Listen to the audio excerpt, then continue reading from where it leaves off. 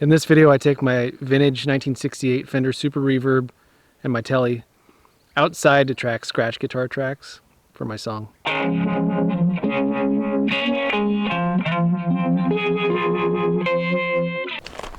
haven't figured out how to track my guitar yet.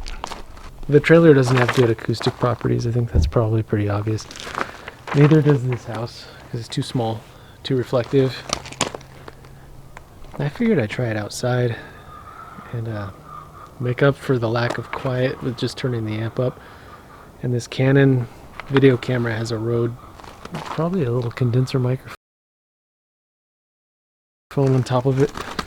So I'm just going to try it out here just for my scratch track and see how it works. I might end up actually tracking my real tracks outside.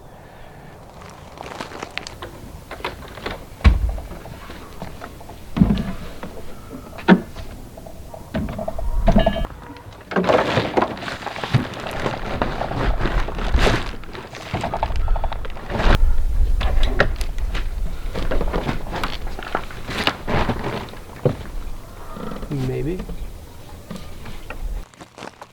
I want to talk about tonality for a minute.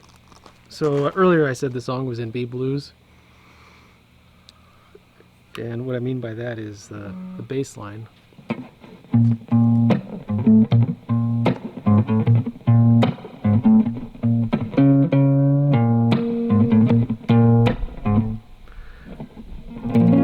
Doesn't really fit too well. That's a minor.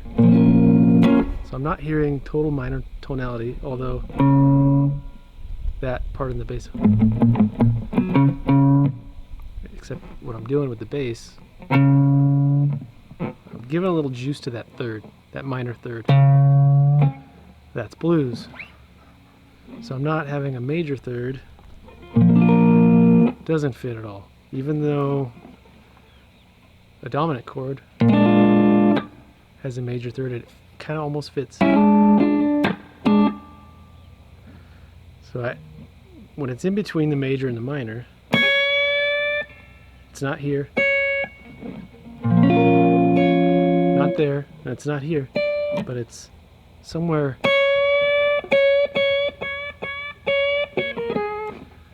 The blues live somewhere in that middle, kind of the nebulous,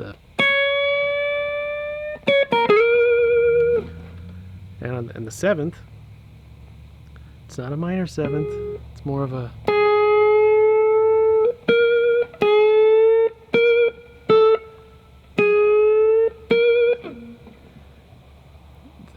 the Western mind doesn't, with the 12 tones, it's hard to get the blues unless you listen pretty carefully. The seventh, getting a little juice.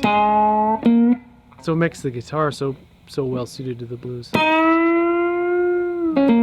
especially the slide guitar.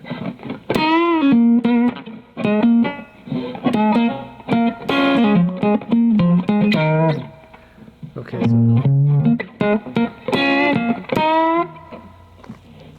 so if I'm playing a rhythm guitar and I can't play a minor chord, I still have the pedal.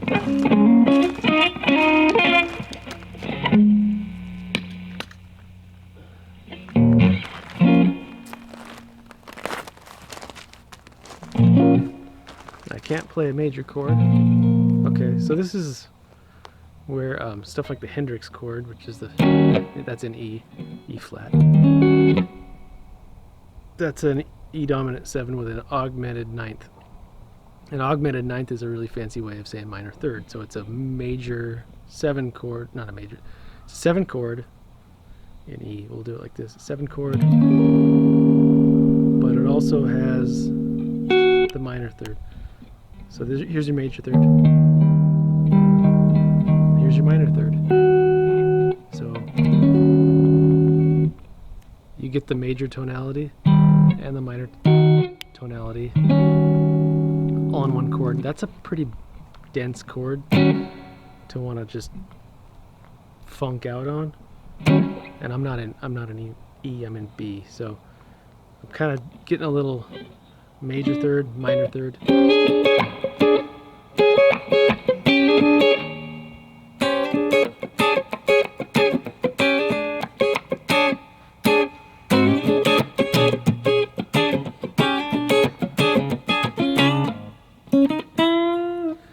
playing lead, as long as I juice that third and the seventh.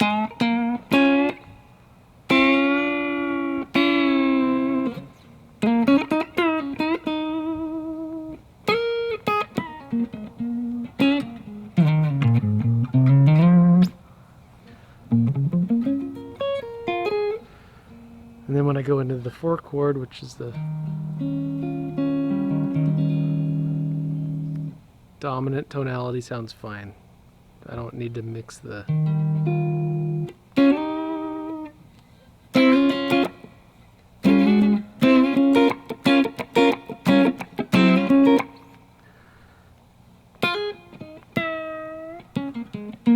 Anyway, I'm kind of curious to see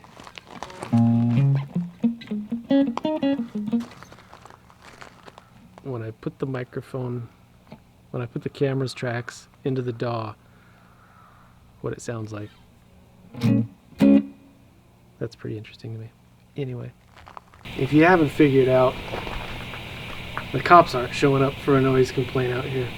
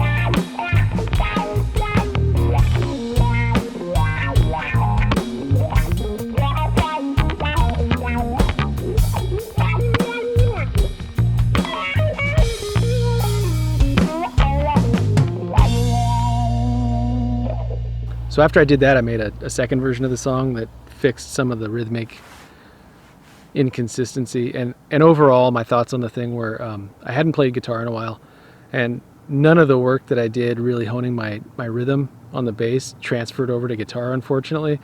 So that's going to take a little bit of work to get that solid and sound again. And the reality is I haven't played in a band for about 27 years.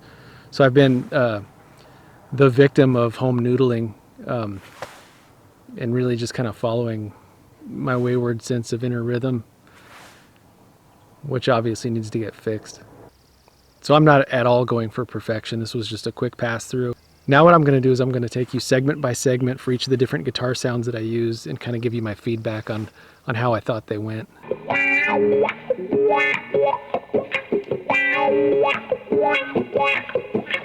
Okay, so that intro and the first verse, I think, were my biggest mistakes of the entire tracking session. And that goes back to what I was talking about in the video about tonality of the blues. So in theory, yeah, I'm trying to split the difference between major and minor. But in practice, it sounds fun. And when my lyrics are grinding ground, my body's being worn down, that doesn't fit. I mean, come on.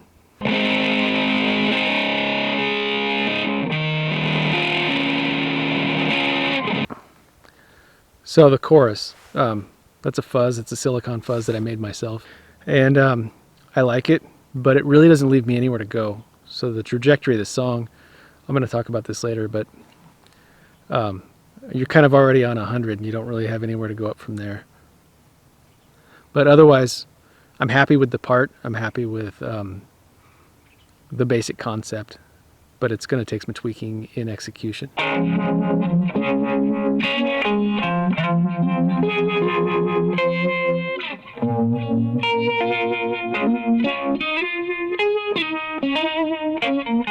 So in the bridge, I had maybe one or two light overdrive pedals on, and my full tone Deja vibe, which I just love. And I actually didn't realize it at the time, but the volume on the Deja vibe was set a little bit low, so I had to compensate for that a little bit. But so the lyrics in that are, did I really wake up, or is hope just a dream? So I wanted to catch that dreamy vibe, and the bridge, that's my favorite guitar section of the song. I think it works. I could, you know, it needs polishing, but I liked it so much I felt like I could almost just stick it into a finished recording.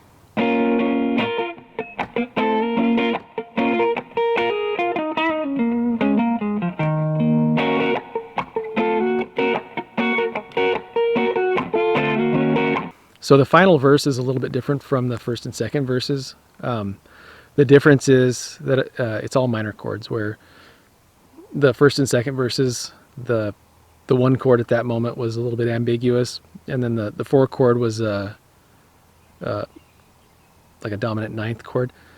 So in the third verse, I used minor chords. I used a B flat minor and an E flat minor 7, and I really liked that groove, how it turned out. If I could have had my rhythm straight, it would have been a lot cooler, but you know, oh well.